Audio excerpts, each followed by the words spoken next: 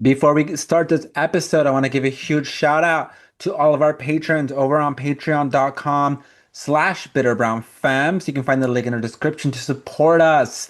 Special shout out to Flora, who just became a patron like 2 weeks ago. And an even bigger shout out to our BFF tier, that is Cristian Galindo, Emily Preciado, and Cassandra Tapia. Y'all have been longtime supporters, and I like have mad love for y'all for sticking through us, through all these years. If you also want to support this podcast, like keeping independent, go to patreon.com/bitterbrownfems. The link in the description. You can find almost a decade of bonus content, which includes, deleted episodes, right? Like we deleted the first couple episodes that we ever recorded. You find history of extended episodes and video episodes. You also find every episode from season 2 and 3 in video format. You will find bonus episodes and other goodies all over the place. So if you want to be part of that, go to patreon.com/bitterbrownfems. Link in the description. And let's start the show. All right, we're doing it live, y'all. Hello, hello, hello. I am your host, Ruben, coming to you from Portland, Oregon. And today's recession indicator is the fact that Jimmy Fallon had convicted rapist Conor McGregor on his show.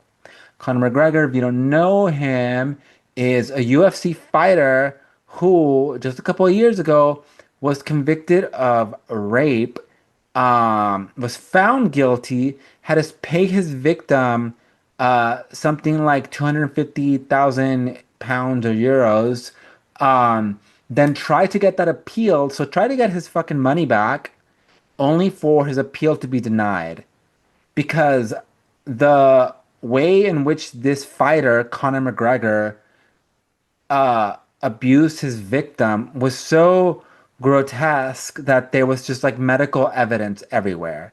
And the fact that Jimmy Fallon's bitch ass had him on his show and never, like, first of all, period, like, just had him on the show, period, bad enough.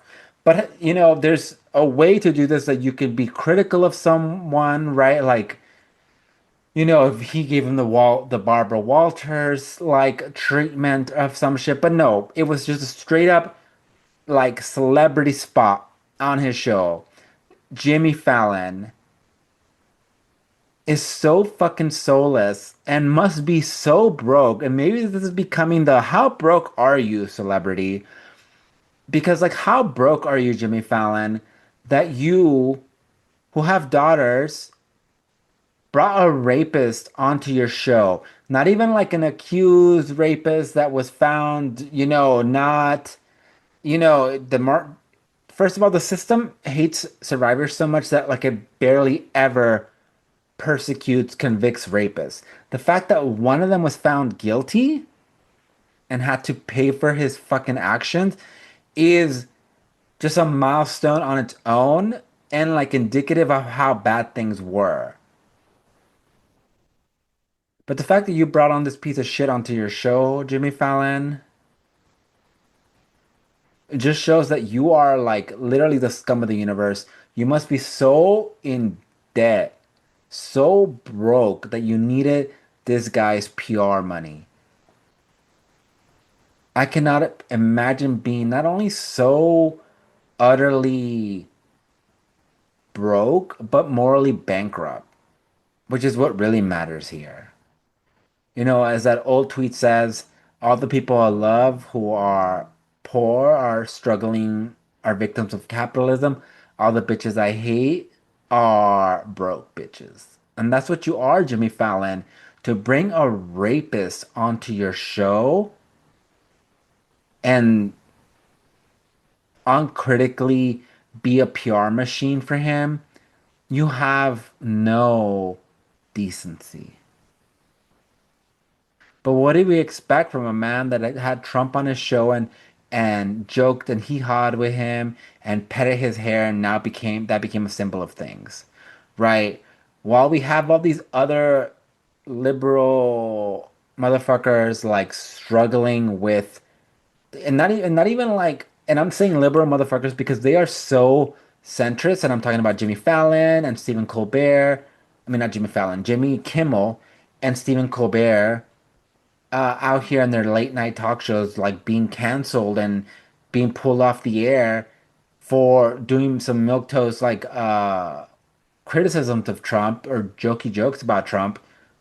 You are over here fucking bending over for Trump and bending over for rapists. And mind you, like, who was it? Either it was like Jimmy Kimmel or Stephen Colbert, who's like networks were actually tied to Paramount, who is like whose owner are buddy buddy with Trump. You are not even part of that machine. You just it is your character. You willingly do this for bad people. You are a bad person, Jimmy Fallon, and I just like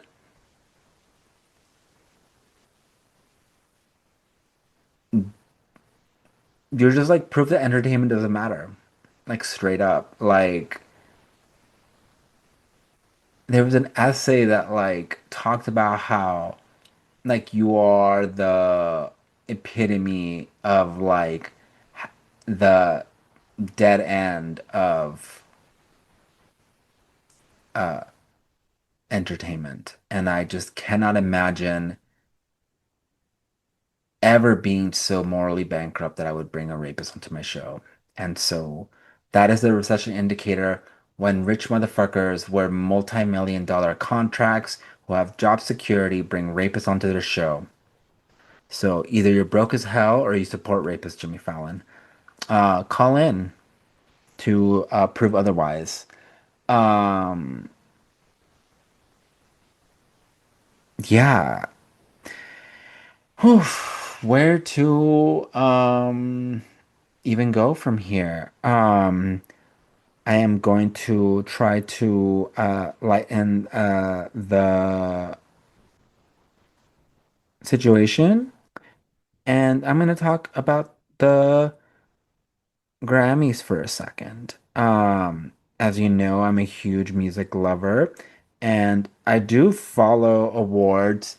We pretty much always have awards coverage on this podcast, and I mean that's for a lot of reasons. Like art, first of all, I fucking love art. I am a huge defender of art, and um,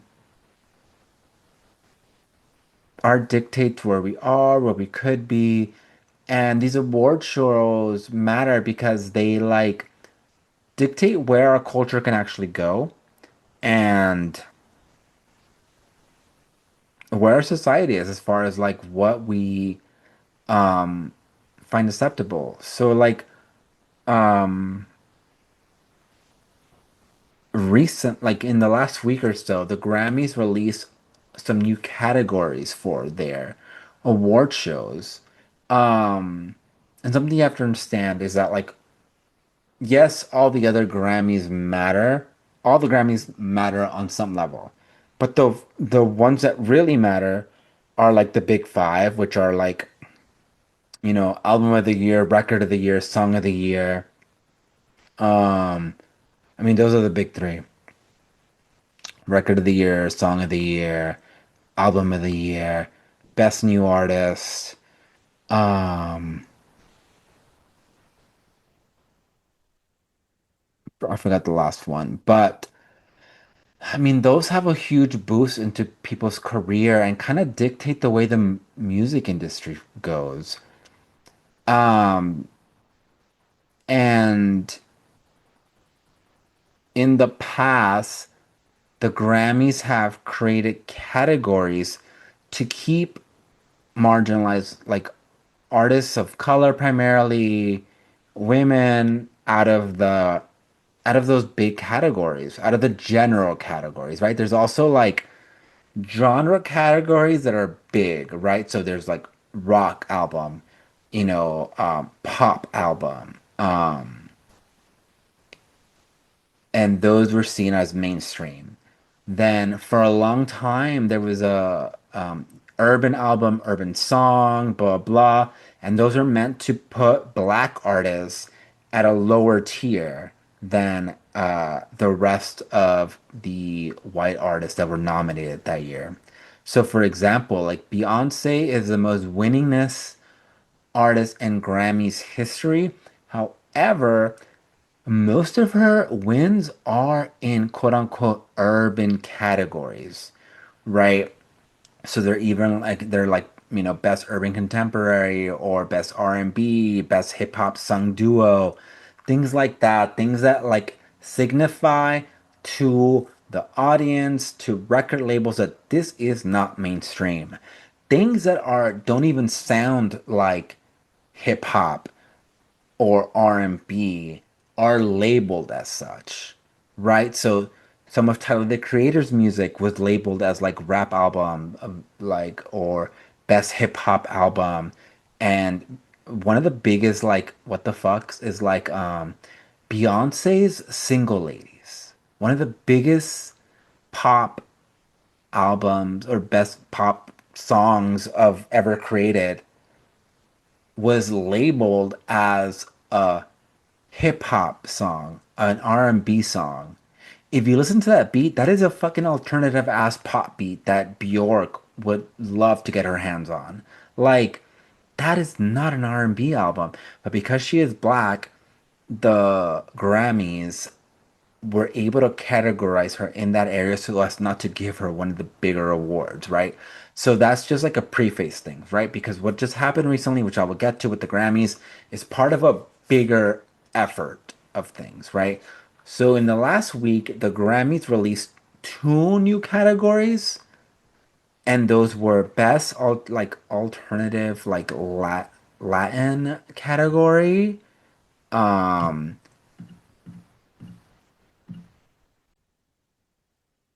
best Aladdin song, which was like a way to get like Latinx Spanish speaking artists like out of the contention for best song, period. Best Asian American pop music performance, which is a way to get K-pop artists out of the best song contention. Then there we have best R&B collaboration or duo group performance, which is a way to get like the best rap song collaboration. So it's a way to get like black artists out of the contention for the best pop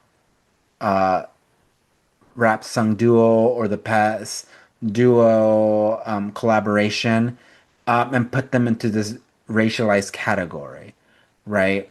Um, and that's wild. Like that we like the Grammys, like just like in 2020, did a thing where they were trying to like mix up their voting body, and now we've returned to a phase where that has been nullified essentially, uh, because they find new racist way to get around stuff, and that's like so indicative of like the way these systems work, right? The way neoliberalism works is that they give concessions to when like the moment is hot, but then when things cool off, they go back.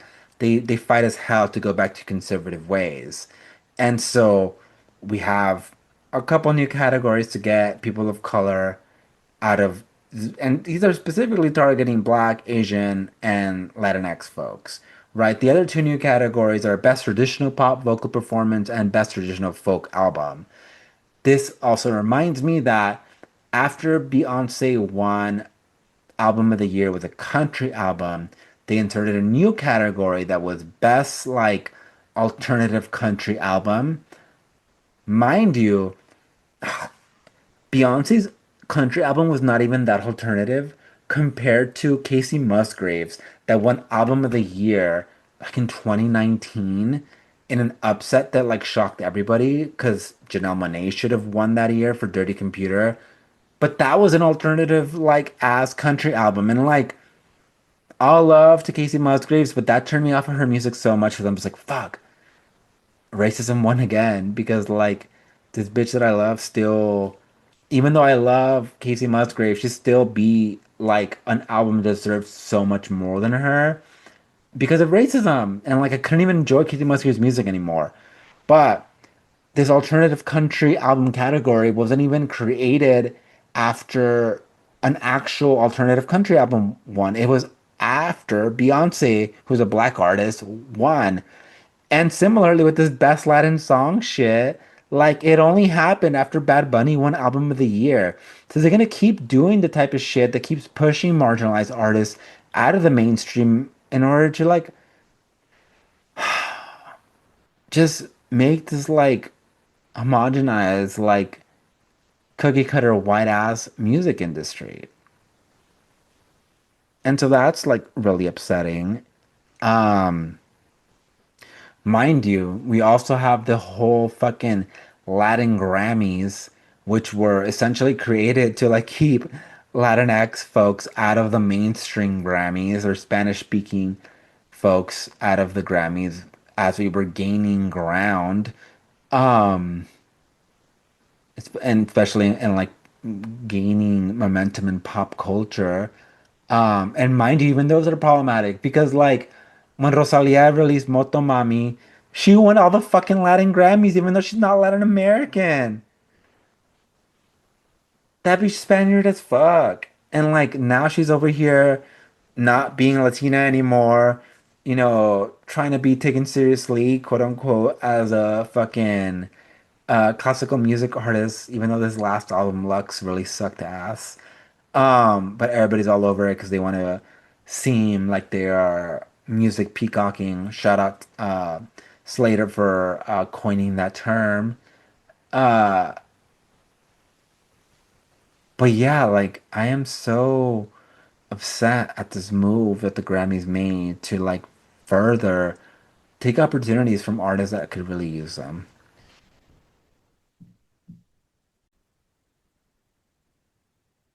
But I digress. It is Pride Month, right? And I haven't really acknowledged that in this pod. And that's because this year doesn't really feel like Pride. Um, you know, before like Trump's first term, we were all like, fuck corporate pride, blah, blah. And I always was like, yes, all of that. But also, if they're not showing support, that also can go very badly.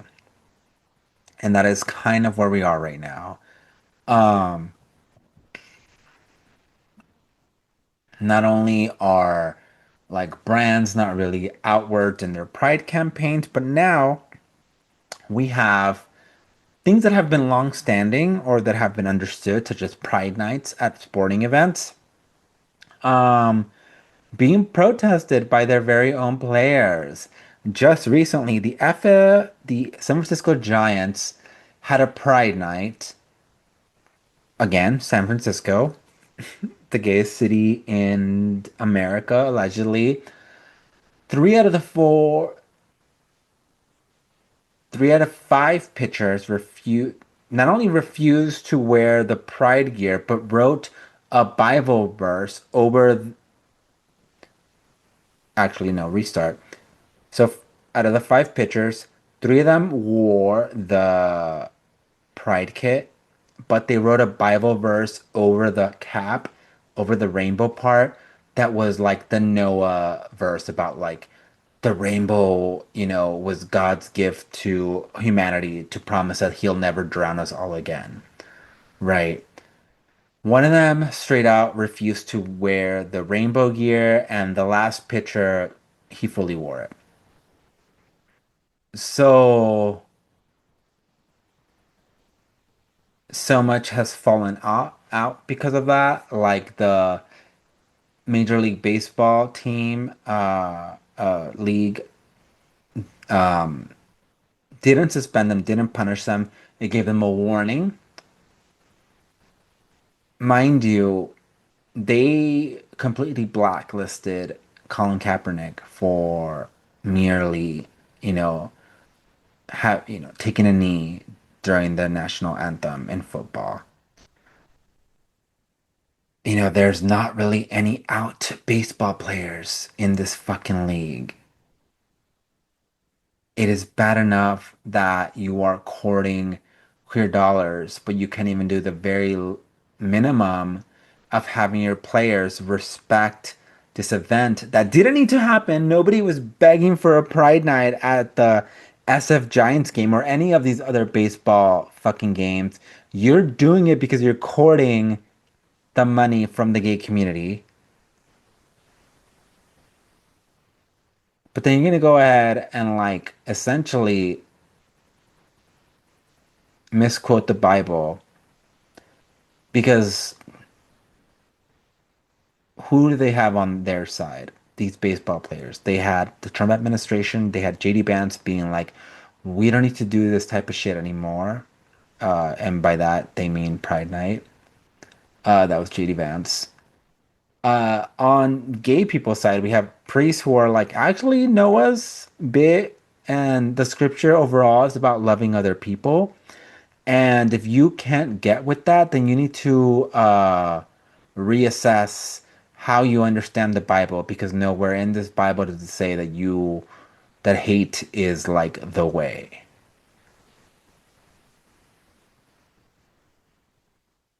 And that's what's like always has pissed me off about Christianity is that like it's never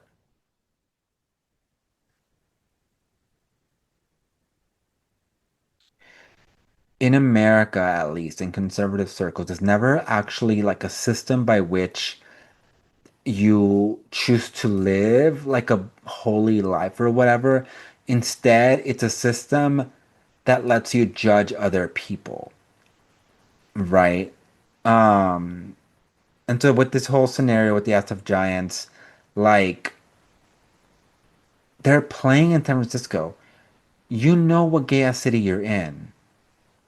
And yet you choose to do this because it's not like they wrote this scripture on their uniform all the fucking time. No, they did it to make people feel uncomfortable on the night that was supposed to be dedicated to the LGBT community.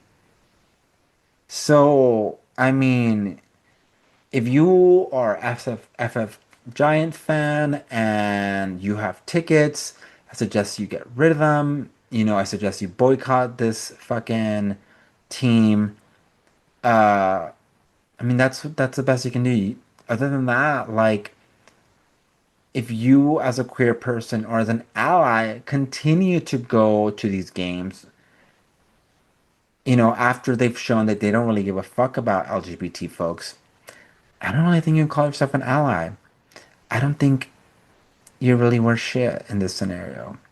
So that has had like a snowball effect on other things. The Philadelphia Yorks recently forfeited a game because they refused to wear the commemorative rainbow gear. And there was another team, I believe it was Arizona or Texas, where similarly the team refused to show up. And the owners essentially just had a little pride celebration. Um, I want to remind folks, I mean, first of all, I made a video a couple of years ago, like 2018, 2019, where it focused on like the Dodger history, Dodger Stadium, and all that fucked up anti-Indigenous history. If you don't know, that stadium is built on land that was previously occupied by indigenous folks and Chicano folks, and they were dragged out in order to build that space. But also, it was built uh, to further segregate LA. Uh, and also, it was a sign of like the reality that baseball is the most segregated sport in America. Like, if you look at players, fans, etc., it is the whitest fucking sport in America. Um, and this whole and homophobia being a fucking extension of white supremacy, um, shouldn't be like that much of a shock, but I think we all just got used to everybody kind of hiding their bigotry at least enough to be acceptable in polite society, and it seems like we're past that point. And so,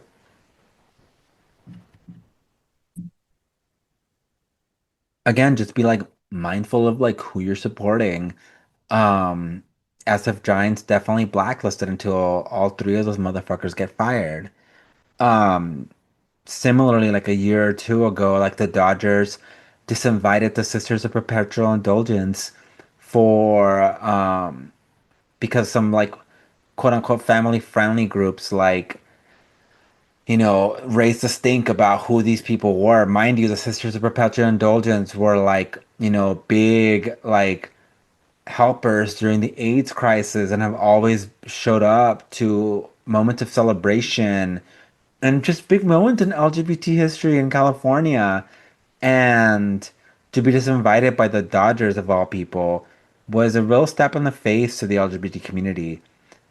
So they allegedly made up for that. They recently put up a little shrine to two LGBT players that existed in the 1900s. One of them, who I found out, died in essential destitution after coming out in the 80s when his white partner kind of peer pressured him to come out and then took all his money. But yeah, all these like shows of like allyship don't mean anything if you're not showing up for folks like when it matters, which is the here and now. Um, the Department of Justice is apparently investigating the owners of the SF Giants for, giving a slap on the wrist on the three bigoted players who chose not to respect Pride Night. They could have also just fucking said no. They could have said, I'm not playing today. It's against my religion, which is what the DOJ is investigating the Giants owners for disrespecting people's, rights to religion. But it's like you knew what the event was ahead of time. And it was revealed that they were planning this protest like for weeks before this happened. So they knew this was happening and still decided to play it when they could have just not played. But bigots are fucking stupid. And yeah, just as always, watch where you spend your money. Like in capitalism, that's one of the only things we can fucking do to really, have an immediate impact. Of course, there's more other things that we can do, but when it comes to situations like this, it's like boycott is like the biggest like indicator of what will actually get these people to change. Um, which reminds me that the city of Fresno decided to declare nuclear family month during Pride Month. Let me tell you, Fresno, and if there's any Fresnoians in this chat, in this listenership, I want to apologize to you. But growing up, we always called Fresno Fresno because nobody wants to fucking be there. When I was broke as shit taking the fucking Greyhound from LA to Davis and shit, Sacramento, I was always like, oh, holy fuck, I can't wait to get out of this. Like, for some reason, the Greyhound always stopped for a long time in Fresno. Y'all, like, you could make literally any other month of the year your little nuclear family month, but you wanted to be homophobic and you want to hide it behind family values. And it's quote unquote family values, but like, that is so disingenuous because, like, nowhere in the Bible does it tell you to hate gay people. You can't point to a fucking real, widely agreed upon verse in the Bible that's like, yeah, fuck gay people. And yet you engage in this. For what reason?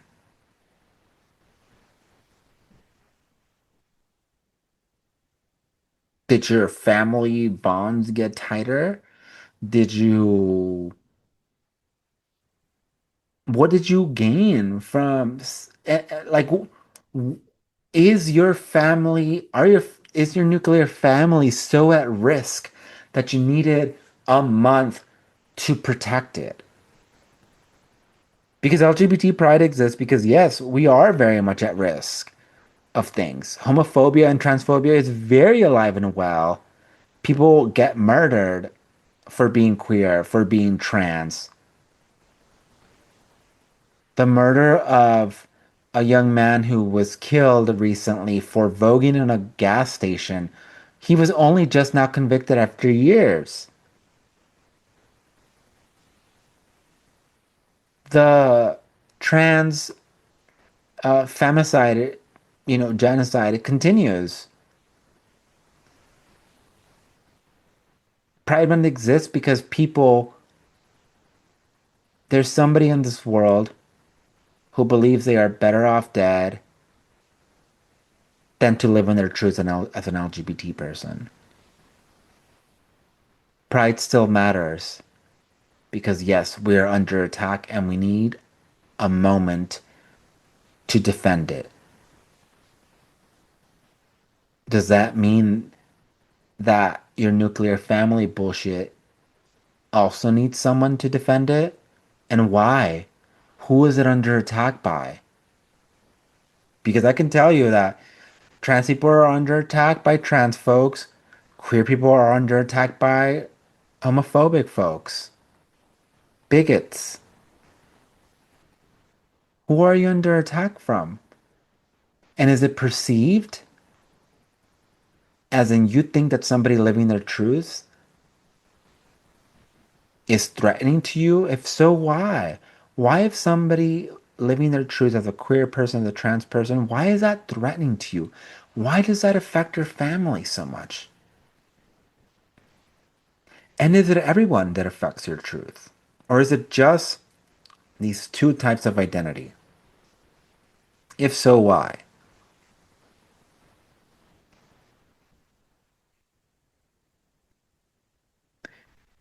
It appears that a thing you thought was so foolproof might not be.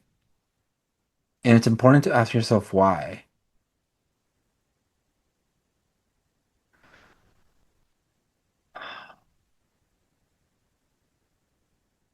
Fresno, you are such a fucking shame to California, to LGBT folks, and all you fucking Mexicans living in Fresno who push for this. LGBT folks are just the start. They're eventually gonna come from you for you too. You live in the fucking Central Valley, essentially. All that shit is increasingly red. So fuck y'all, Fresno. Um, and I'll end on something that's made me less bitter, which has been queer joy. And that has been Little Nas X uh coming online and saying that he got treatment for his bipolar disorder and is ready to be present again and in the spotlight. And, on this pod, not only do we really have sensitivity to bipolar folks, but we also really love Lil Nas X. We think he's a musical genius, and an important figure in pop culture. And I am straight up speaking for me and Cassandra, who's not here, um, who is the other co-host. And yeah, seeing him in a really good place recently really made me happy. Another thing that made me happy is seeing all of the wins that New York has had. They have Mandani, the New York for Mandanistan, formerly known as New York, um, is having such a good run of things. Most recently with their wins in the NBA, the Knicks won the championship. The only game they lost in the finals was the one where Trump showed up, which is very indicative of the juju that he's carrying around with him as a rotting individual. Um, but Mamdani held a parade and everything, tried to make nice with the owner of the Knicks, who was, all he had to do was shake Mamdani's hand, and he did such a poor job of even presenting himself and getting some free good PR that people now fucking hate him. People now know who he is and hate him because he wanted to like suck Trump's dick. Um, and that's something that I've also learned, and it's not part of the things that made me less bitter this week, but that's something I also learned is that like men are so desperate, cis-het men are so desperate to impress one another that is essentially they're doing metaphorical dick sucking at all times. And so this fucking owner of the Knicks just was so committed to sucking Trump's dick that he like missed his moment, right? His team, the thing he funded and really devoted himself to, finally won the biggest award. And because he couldn't get over like Mamdani being the one to present him with the keys to the city and this big honor in New York City, he just threw it away. I just can't imagine being so hateful and stupid. Um, but yeah, speaking of New York, they are having a big midterm election, and so I am gonna list off the progressive slate that you should consider uh, in this midterm. Early voted ended, but now we're on to real voting. We have for the New York City Congressional Midterm Guide for New York District 6, we have Chuck Park. For District 7, we have Claire Valdez. For New York District 10, we have Brad Lander. And for District 13, we have Tarial Lisa Avila Chevalier, who is a really fun person to see online. Her campaign has unfolded so organically, and I'm rooting for her. We're also rooting for District 12 candidate Nina Schwab. Um, she